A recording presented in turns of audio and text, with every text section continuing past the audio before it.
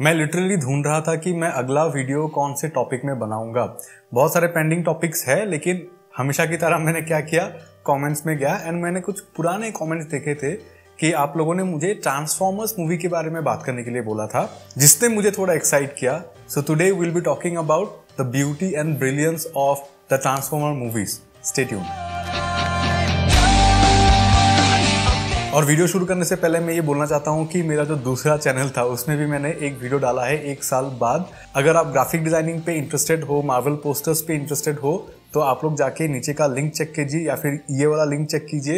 इस वीडियो को पॉज करके देखिए या फिर इस वीडियो को देखने के बाद देखिए या फिर वो वीडियो देख के आके ये वीडियो देखिए, बट देखिएगा जरूर। तो साल था 2007। मैंने बस अपना जो ग्राफिक डिजाइनिंग एंड एनिमेशन का करियर था, मतलब क्लासेस थी, वो मैंने शुरू किया था। एंड उसी साल जो पहली ट्रांसफॉर्मर मूवी थी, ट्रांसफॉर्मर्स, तो वो मूवी आई थी और वो मूवी हम लोगों ने देखा था। मैंने और मेरे दोस्तों ने जाके देखा था and it just blew our minds. मुझे कुछ पता नहीं था कि इसका ओरिजिन क्या है, कहाँ से आया था, क्या बैक स्टोरी है, दिस एंड दैट, वो सब कुछ नहीं पता था। It was just a Hollywood movie and it blew our minds, क्योंकि हम लोग को पता था कि हम लोग 3D सीखेंगे और उस उम्र में कोई तो ऐसे करियर के बारे में सोचता नहीं है, तो मैंने भी नहीं सोचा था, लेकिन इट वाज कूल एंड ये ऐसा कुछ था जो हम लोग पोटेंशियली कर सकते हैं। देखिए 2007 में ना दूसरे मूवीज भी आई थी जहाँ पे 3D कैरेक्टर्स थे, मतलब CG कैरेक्टर्स थे।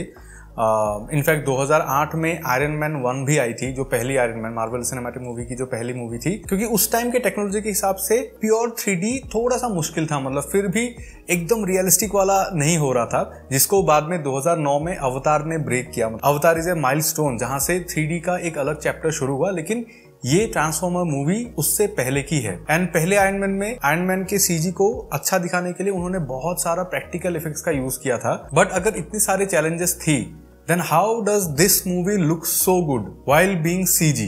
क्यों पता है? Because Transformers are the type of characters जिनको एक्चुअली हम लोग CGI में दिखा सकते हैं। क्योंकि देखिए CGI जो हम लोग बोलते हैं ना, वो जो अच्छा नहीं लग रहा है या फिर वो सही नहीं लग रहा है, वो क्यों पता है? बेसिकली हम लोग जब कोई रियलिस्टिक CG बनाने जाते हैं, अभी भी in this modern technology also, वो हमारे जो एवोल्यूशन है ना, हमारा एवोल्यूशन पूरा फेस देख देख के ग्रो हुआ है, right? And when we see a CGI face, तो अभी भी हम लोग को पता चलता है कि ओके मे भी कुछ तो है। आजकल वो AI आके बहुत कुछ सुधर गया है, बट उस जमाने में 2007 में वहां पे वो अनकैनी वैली जो बोलते हैं ना, वो उस टाइम पे फिर भी था। तो एक जो रियलिस्टिक ह्यूमन है उसको CGI करने से वो थोड़ा सा ट्रिकी हो जाता है। But what we knew as humans, what we always knew कि एक अगर विंडशील्ड है वो सन में कैसा रिएक्ट करेगा, या फिर कोई अगर मेटेलिक सरफेस है वो इस लाइटिंग में कैसा रिएक्ट करेगा, ये हम लोग को पता था। And Transformers are humanoid, they are not human. उनको देख के हमारा दिमाग ना हमको चैलेंज नहीं करता है कि ओके ऐसा तो मतलब नहीं हो सकता, because we have never seen anything like this before in our human evolution. तो यहाँ पे वैसे हमको अच्छे से ट्रिक कर सकते हैं। This is why these characters look so good till today. But actual जो चैलेंज था ना इस मूवी का, वो था एनिमेशन। देखिए एनिमेशन के बारे में थोड़ी देर बाद बात करेंगे, बट अगर मैं ऐसा बोल रहा हूँ कि the beauty of transformer movies, तो ऑब्वियसली ट्रांसफॉर्मर मूवीज के जो कहानियां रही हैं वो कभी भी उनका स्ट्रॉन्ग पॉइंट तो रहा नहीं है। Then what is the point of this video, कि मैं अभी क्या बोलने वाला हूँ। देखिए ट्रांसफॉर्मर की तो बहुत सारी मूवीज निकल चुकी है अभी, बट जो पहला ट्रिलॉजी था, जो पहले 3 मूवीज थे जिन्हें माइकल बे ने बनाया था, आई थिंक 4th 5th भी उन्होंने ही बनाया है, बट जो पहला 3 था वो भी उन्होंने बनाया था। तो उन मूवीज में ना उन्होंने प्लानिंग में बहुत ध्यान दिया था। मतलब जो एस्टेब्लिशमेंट था कि आपको जो अगर एक ज्योग्राफी आपको दिखा रहे एक मूवी में, तो एज ए ऑडियंस ना आपको कंफ्यूज नहीं होना चाहिए। मतलब डायरेक्टर को ऐसे शूट करना चाहिए ताकि आप एज ए ऑडियंस कभी कंफ्यूज ना हो कि कौन सा कैरेक्टर कहाँ पे है और चीजें कहाँ पे हो रही है। जो ज्योग्राफी है ना वो आपके दिमाग में आना चाहिए। And this is not only movie, अगर आप कोई छोटा जीव बनाते हो या फिर कुछ भी एनिमेट अगर करते हो, तो हर चीज का ना एक ज्योग्राफी होता है, वो कभी भी कंफ्यूजिंग नहीं होना चाहिए व्यूअर के लिए। तो पहले के मूवीज में क्या था पता है, उनका प्लानिंग इतना स्ट्रांग था। जैसे कि ये सीन देखिए, यहाँ पे स्टारस्क्रीम आता है एंड सारे बसेस एंड गाड़ियां ऐसे उड़ती है। यहाँ पे देखिए क्लोजअप शॉट में स्टारस्क्रीम आता है, you can see Sam and Starscream. And जब वो लॉन्ग शॉट, जब वो कट होता है, तब भी ना वहां पे सैम है, जो हमें दिखता भी नहीं है, बट ही इज देयर। तो सबकॉन्शियसली ना हम लोग को पता है कि okay these 2 scenes belong here, and यहाँ पे क्या हो रहा है। बट अगर आप लेटर ऑन के मूवीज को देखोगे ना तो वहां पे ना बहुत सारे ऐसे इश्यूज हैं कि कट होने के बाद ना आप कंफ्यूज हो जाते हो, अरे ये कैरेक्टर तो इधर होना चाहिए था लेकिन ये अभी नहीं है, क्यों पता नहीं। तो वैसे बहुत सारी चीजें बाद के मूवीज में होनी शुरू हो गई क्योंकि उन्होंने ऑब्वियसली प्लानिंग में उतना ध्यान नहीं दिया। जस्ट इमेजिन एक मूवी जिसके मेन कैरेक्टर्स एग्जिस्ट नहीं करते शूटिंग के टाइम पे, तो वहां पे कितनी प्लानिंग चाहिए होगी to shoot the story board, shoot the screen play and then later on वो लोगों को समझा के उसको एग्जीक्यूट करना है। It will be very difficult, इतना तो मैं बोल ही सकता हूँ। अब थोड़ा एस्थेटिक्स के बारे में बात कर लेते हैं। एस्थेटिक्स से मेरा ये मतलब है कि देखिए, जिनको पता नहीं मैं ये बोल देता हूँ क्योंकि उस टाइम पे मुझे भी नहीं पता था कि ट्रांसफॉर्मर्स एक्चुअली हैसब्रो की एक टॉय लाइन है। जैसे जीआई जो एक टॉय लाइन है उसके ऊपर मूवी बनी थी बाद में, वैसे ट्रांसफॉर्मर्स भी एक टॉय लाइन है। बेसिकली उस टॉय लाइन को प्रमोट करने के लिए उन्होंने 80s में एक एनिमेटेड सीरीज भी बनाया था। तो obviously toys are toys, right. अगर आपको बोलेंगे कि इन टॉयज के ऊपर आपको एक सीरीज बनानी है तो ऑब्वियसली आप उन टॉयज को एक कहानी दोगे, बैक स्टोरी दोगे, एक मोटिवेशन दोगे। तो वो सब कुछ 80s के जो एनिमेटेड सीरीज था उसमें किया गया था ऑब्वियसली। और आप लोग को शायद पता होगा कि 80s में जिन्होंने ऑप्टिमस प्राइम को अपनी आवाज दी थी, Follow me, Autobots, into the crevice. In movies में भी उन्होंने ही ऑप्टिमस प्राइम को आवाज दिया है। उनका नाम है Peter कुलन। It's been an honor serving with you all.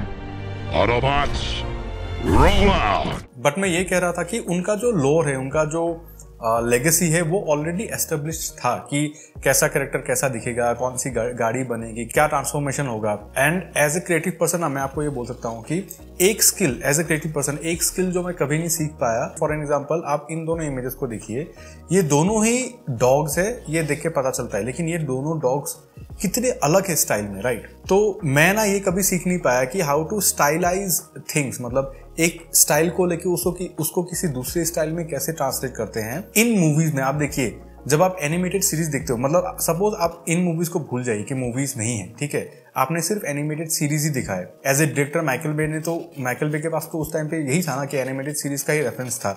तो उन्होंने जब मूवी बनाया तो उन्होंने उस ट्रांसफॉर्मेशन को पूरा चेंज कर दिया कि वो रीथिंक करना फिर से कि अच्छा कार्टून में अगर ऐसा हुआ था लेकिन रियलिटी में ऐसा करते हैं हम लोग, और उसको फिर बाद में एक विजुअल लैंग्वेज में with sound design and all everything plan करके एग्जीक्यूट करना, उसके लिए भी चाहिए मतलब माइकल बे एंड जो भी VFX एंड आर्ट डिपार्टमेंट था उनको भी मतलब बहुत ज्यादा क्रेडिट जाता है इस मूवी के लिए, to show us those amazing transformations. आप ऑप्टिमस प्राइम का बोल लीजिए या फिर बम्बल बी का बोल लीजिए, मेगाट्रॉन का बोल लीजिए,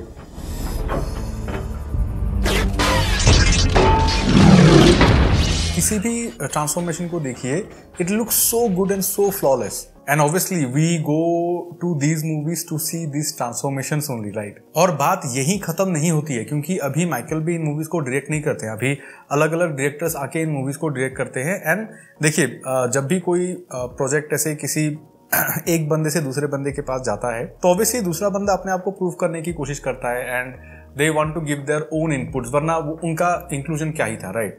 तो आप सोचिए, एक 80s का एनिमेटेड सीरीज था, उसके बाद ट्रांसफॉर्मर मूवीज बने, दोनों ने अलग अलग स्टाइल सेट किया। अभी के डायरेक्टर्स ना उन दोनों स्टाइल को फिर मिक्स करके थोड़ा एक मिडिल ग्राउंड वो लोग ढूंढ रहे हैं जहां पे things are simpler but at the same time with the same aesthetics of Michael Bay, जो माइकल बे ने एस्टेब्लिश करके गए हैं एंड ट्रांसफॉर्मर मूवीज के लिए।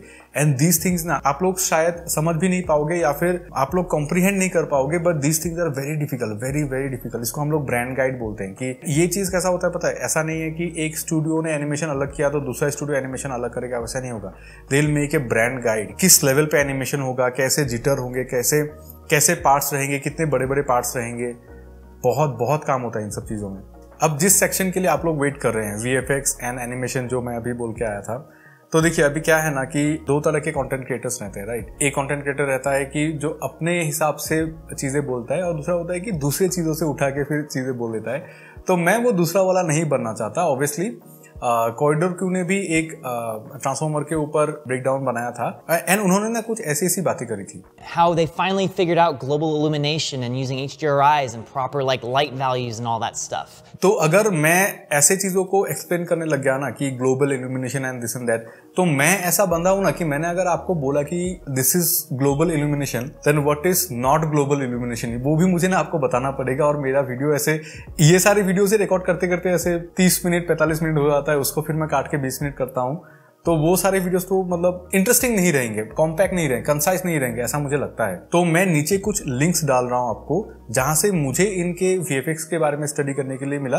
वो लिंक्स आप जाके देखिए, वो डायरेक्टर के कमेंट्री से है, बहुत बहुत सही है। वहां पे बहुत कुछ आपको सीखने के लिए मिलेगा कि how they planned and how they shot plates. और वहां पे मतलब आप जैसे कि इसको देखिए, यहाँ पे उन्होंने एक प्लेट को शूट किया एंड देन उस प्लेट के अंदर वो सीजीआई कैरेक्टर को डाला। And not only like physical work, imagine the aesthetics, the fitness, the knowledge of light and shadow, वो कितना इंपॉर्टेंट है इन सब चीजों के लिए। तो कैसे रियल प्लेट से के ऊपर फिर सीजीआई करके फिर उसको वो करते, all this things are there, अच्छे से समझाया हुआ है। उन लिंक्स में मैं डाल रहा हूँ नीचे, आप लोग जाके देखिए, आप लोग को सेटिस्फैक्टरी लगेगा वो देखने के बाद। एंड बहुत लोग मुझे कॉरिडोर क्रू का कॉपी बोलते हैं, लेकिन देखिए अभी कॉरिडोर क्रू ना, these guys are talking amongst themselves, इसलिए उनकी बातें ऐसी होती है, इतनी टेक्निकल होती है। But I am talking to you guys, right?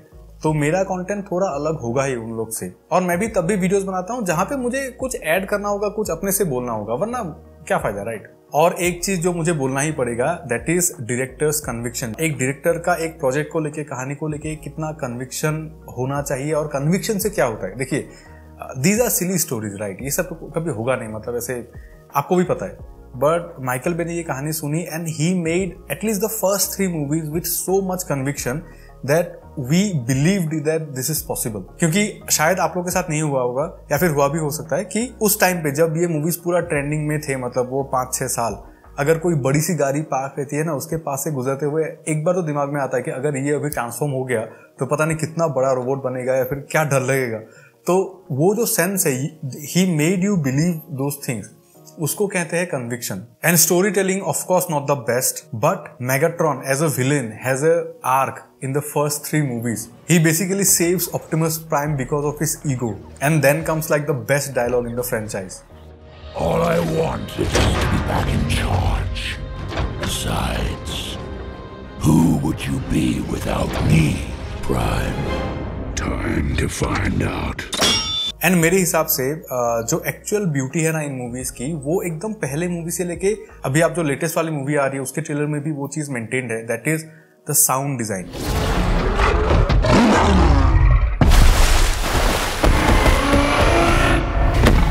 क्योंकि without sound design these things will not be believable. And अगर आप हर ट्रांसफॉर्मेशन, हर चीज को देखोगे ना, तो इन मूवीज में sound plays a very very very key role. And every transformer has his own kind of sound template। अगर बम्बल भी है तो वो सुन के आपको पता चलेगा कि ओके वो बम्बल भी है। अगर ऑप्टिमस प्राइम है तो वो आपको सुन के पता चलेगा कि okay this is Optimus prime. And not only the transformations, मतलब कुछ सीन्स में ना इतना सही साउंड डिजाइन है। इनफैक्ट मुझे अभी भी याद है कि उस टाइम पे जब पहली मूवी निकली थी, उस टाइम पे ऑनलाइन शॉपिंग उतना था नहीं इंडिया में, तो हम लोग ऐसे फिजिकल स्टोर्स में ही जाते थे। तो एक बार हम लोग स्पीकर खरीदने गए थे मेरे दोस्त के लिए, एंड हम लोग ना ये मूवी पेन ड्राइव में लेके गए थे। तो स्पीकर देख रहे थे, तो जो भी स्पीकर चेक करना होता है वहां पे जाके हम लोग इस सीन को प्ले करते थे।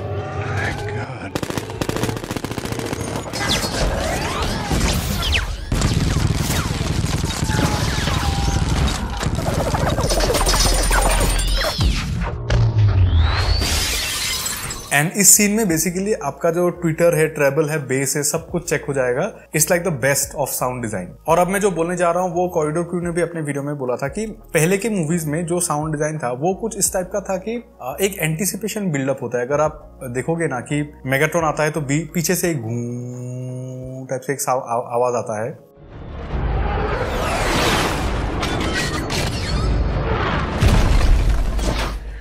या फिर स्टार स्क्रीम आता है तब भी एक पीछे से एक आवाज आता है।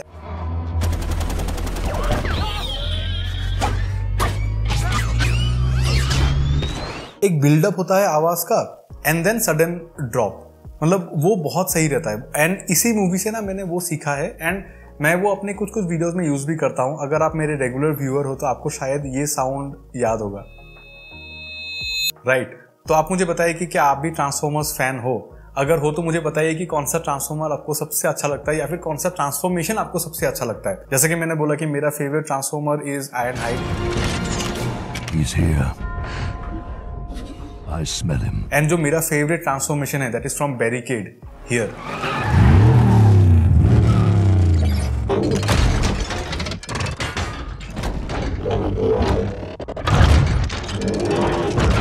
तो कमेंट करना मत भूलिएगा, hit the like button if you like this video, don't forget to subscribe. This was Shamim, you are watching किबा किबी, see you in the next video.